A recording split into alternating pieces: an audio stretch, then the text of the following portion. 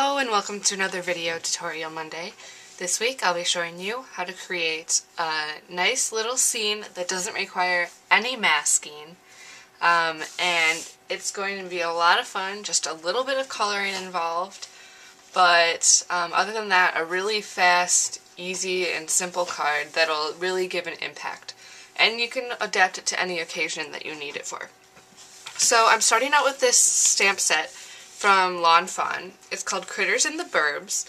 I actually just got this one, even though it's one of their first sets. I had a lot of their other sets first.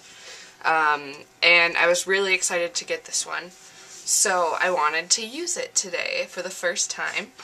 And I'm going to be using the tree, the dog, the bunny, the squirrel, and the grass, along with a sentiment from Sophie's Sentiments, which everybody knows is my favorite sentiment stamp set.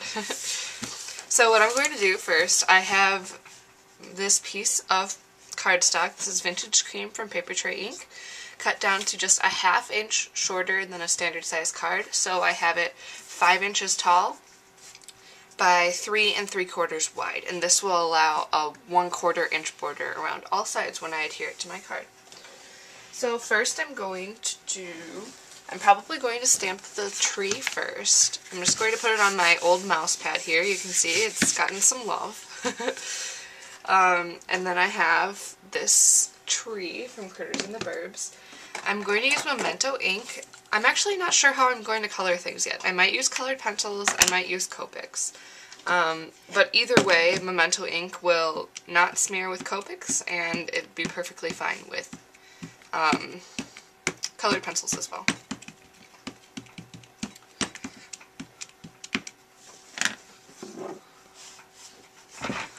So I'm going to stand up to get a good impression on this. I'm going to have it go off the card a little bit, I think. And then just stamp down. And then just be sure not to move the stamp too much, but you can press around it. Perfect impression. And Lawn Fawn stamps pretty much always have a great impression because of these really bold lines around the edges. So they're great for beginner stampers because you get a really good impression every time. And yeah, it has to do with the high quality of the stamp, and the bold quality of the lines makes it easier to stamp. So next what I'm going to do, I'm going to stamp my little doggy here, and I'm just going to have him sitting somewhat kind of close next to the tree. Perfect. Next, I'm going to stamp my little bunny, and she's going to go right about here. And even if you were to mess up a little bit here, you didn't press down partially on a stamp or something like that, you can always go back with a darker, or a black marker or a pen. I like to use my Copic microliners. I like to use this kind of pen because it's made by Copic and the tips are replaceable as well as the ink cartridges. So that's really cool. I'm also going to have this little squirrel kind of just, yeah, I'll have him be right here, kind of coming in off the page and landing in the grass.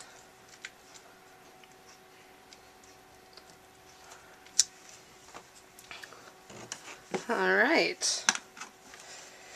Next what I'm going to do, I think I'm going to color this with Copics. Yeah, I'm going to do that. So what I'm going to do, I'm going to stamp my grass next, and when I do this, I'm just going to go across the bottom here. It's okay if the images overlap because, you know, they're sitting in the grass. You probably wouldn't be able to see their feet anyways. So I'm just going to have the grass go all the way across the card here.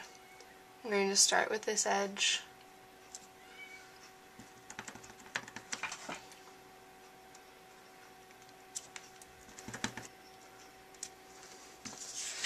So that's a cute little border at the bottom there. And then I'm also just going to go ahead and stamp my sentiment right away. And the reason why I'm doing this is because I hate it when I get to the end of a project and decide what sentiment I want on the card and then mess it up at the last minute. So I much rather mess up right now and not have colored everything than mess up at the end of my project after I've spent all that time coloring all the images.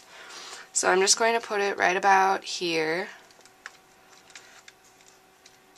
and just kind of rack it back and forth. There we go, perfect. Next, what I'm going to do, I think it is time to color. Actually, I decided what I wanted to do was use my colored pencils because I don't have any browns in my Copics, and I feel like you at least need brown for the squirrel on this one. So I'm just going to pick up my colors and start coloring away, and I'll speed this up so that you can see it.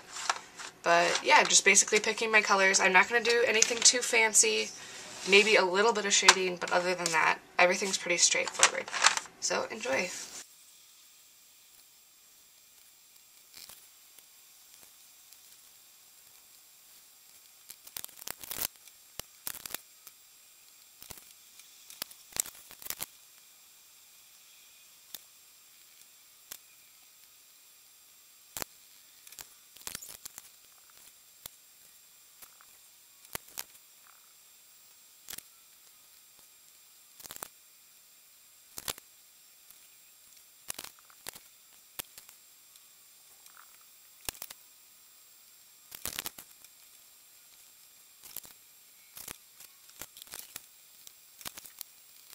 Okay, so it looks like I'm just about done with the coloring.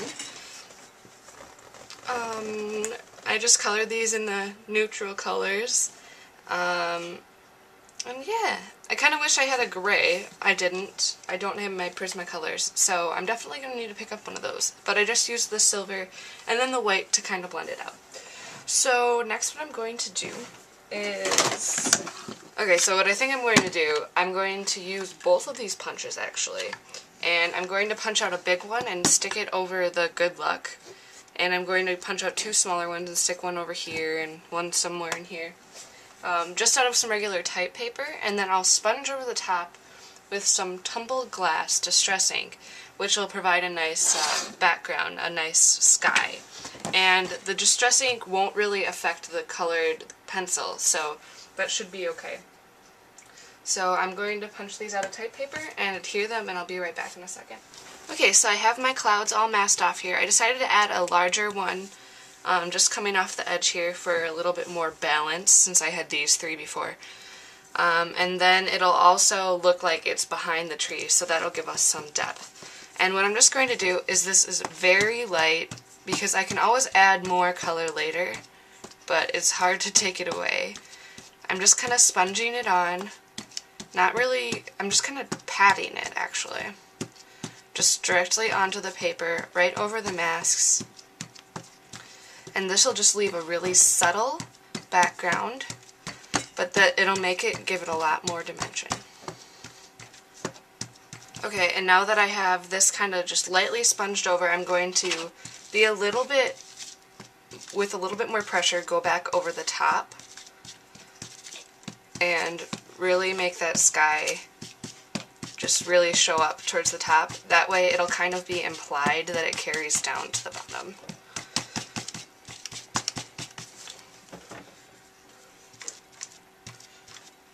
And you could do the same thing with a cloud background stamp. I know Hero Arts has a really good one, but that to me would require masking off these trees and stuff, and I just didn't want to have to deal with that. So I have this all sponged off, and now I'm just going to carefully peel up my masks.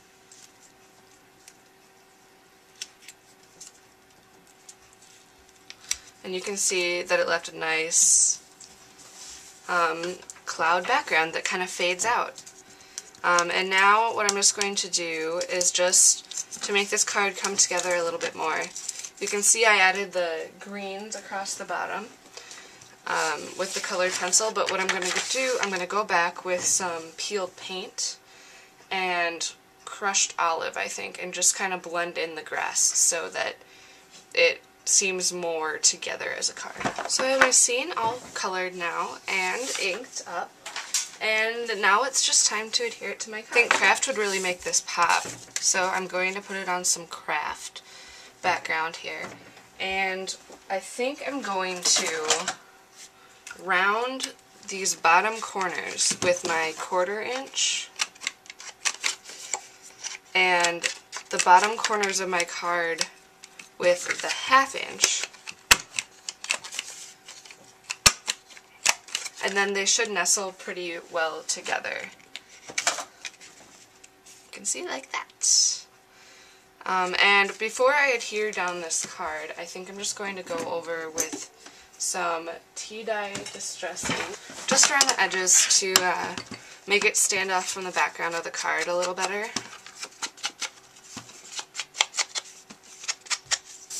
And now it's ready to be adhered. So I'm just going to use my ATG to adhere it down. And all it needs is a little finishing touch. I think what I want to do is just stitch a couple of lines across this top part right here. And that'll kind of mimic the grass down here, how it's kind of a very harsh horizontal line right here. Just stitch with some thread across the top here. So I'll punch my holes. I'm using this clear ruler because I want to make sure it's straight. And I'm going to eyeball it. That looks about right. And I'm just going to punch holes across this part.